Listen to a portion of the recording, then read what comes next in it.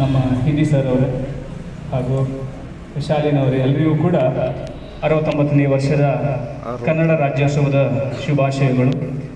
ಭಾರತಕ್ಕೆ ಸ್ವಾತಂತ್ರ್ಯ ಬಂದ ಮೇಲೆ 1953ರಲ್ಲಿ ಒಂದು ಕಮಿಟಿ ಸ್ಟಾರ್ಟ್ ಆಗುತ್ತೆ, ಫಜಲ್ ಅಲಿ ಕಮಿಟಿ ಸ್ಟಾರ್ಟ್ ಆಗುತ್ತೆ.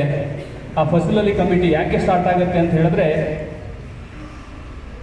ಭಾಷೆಗಳ ಆಧಾರದ ಮೇಲೆ ರಾಜ್ಯಗಳನ್ನಾಗಿ ವಿಂಗಡಿಸಲಾಗ್ತದೆ.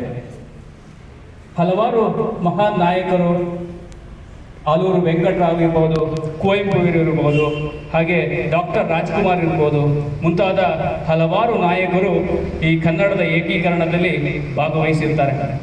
ಅದರ ಪ್ರತಿಫಲವಾಗಿ 1956 ನವೆಂಬರ್ 1ರಂದು ನಮ್ಮ ಈ ರಾಜ್ಯಕ್ಕೆ ವಿಶಾಲ ಮೈಸೂರು ರಾಜ್ಯ ಅಂತ ಹೆಸರಿಡಲಿಕ್ಕಾಗ್ತದೆ.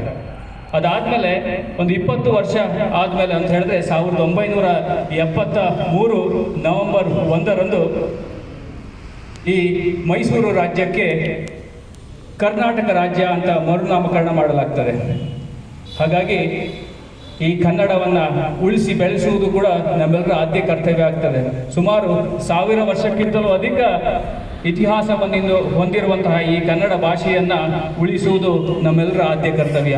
ಎಲ್ಲಾದರೂ ಇರು, ಎಂತಾದರೂ ಇರು, ಎಂದೆಂದಿಗೂ ಕನ್ನಡವಾಗಿರು.